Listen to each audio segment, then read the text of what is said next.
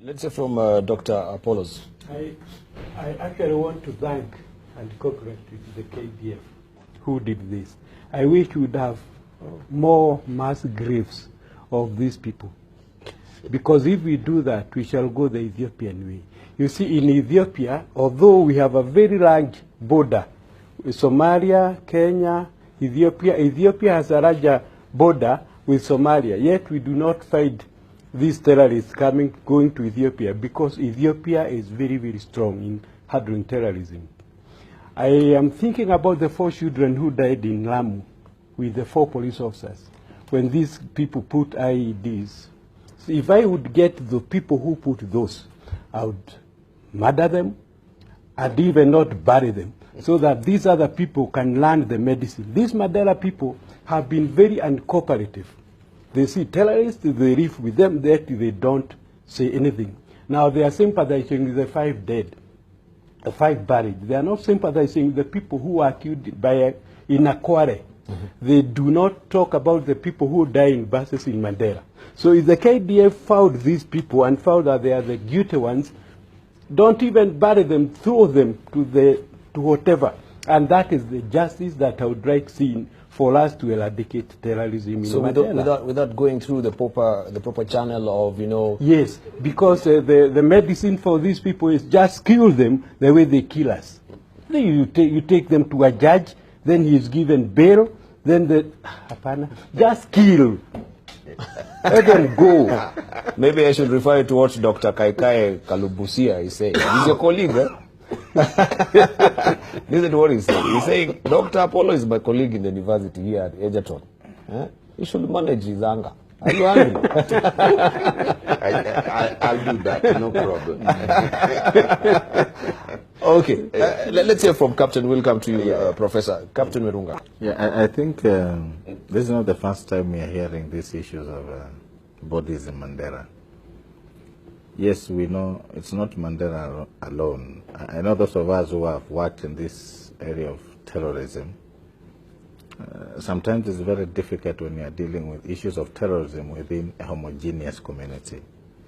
And yes, while we might say some are supportive of what those fellows are doing, I don't think 2 wrongs can make a right. And I think a country that believes in the rule of law, a country that believes we have a justice system that we should believe in, we should allow the system to flow. I know many will say, what is this guy talking about? And yet they keep on killing us.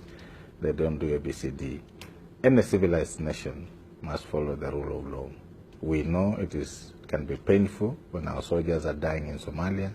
We know it is painful when our sisters and friends are losing their parents. But I think the rule of law must prevail. We know it is very difficult, but I've never and I'll never support where 2 wrongs are meant to justify what has been done. The other thing I want to ask is, we've always told our security systems and agents that even when you study what America has done on countering terrorism, when you study what other countries have done, they go 2-pronged. They go with a stick and they go with a carrot. And if you can't use both, you never win. Because when you continue killing, then you're embedding anger and hatred in those who remain. So you should be seen to be very tough, but also be extending an olive branch, so that those who are probably being forced to be part of the system, but are not willing quietly, can move on your side, and you continue dealing with those who are hard to crack. So I think we need to relook at how we are dealing with issues of terrorism in this country. We've spoken about it for a long time, but I can assure you, I've done comparative studies and analysis. The stick never wins. You must combine other things: social, economic, educational, cultural, and the stick. Then you can be able to win some souls. Okay, very briefly, let's hear from Professor Nomi Damba, because now these bodies have been buried right now, as we know, and we had also from the police spokesperson, he was here last night saying that, they were denied the bodies so that they can actually go for post-mortem. If you're talking about inquiry, into the incident itself, are we looking at exhuming these bodies for them to really carry out proper investigation? Dubal, if you listen to both Apollo and Captain Werunga, they're both expressing frustration in some way, and really Captain Werunga is providing prescription for what really need to happen here. I've been advocating for a long time about beefing up our borders, redeploying our KDF to make sure that nobody penetrate coming in through our border the way the Israelis have done it so successfully, and Jordanian.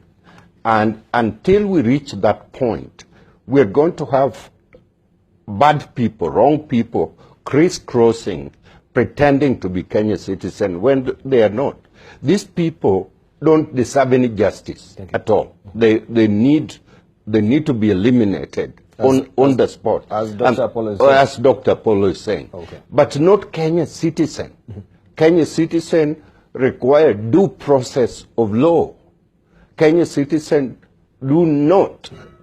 we cannot accept any extrajudicial killing. The police have a responsibility to protect all of us, both good ones and bad ones. Bad ones need to go through the court, not be subject to extrajudicial killing. So you have a very tough judgment here, and it's not a quick fix. It's not an easy thing for anybody to stand and make a fair judgment about this situation. All right.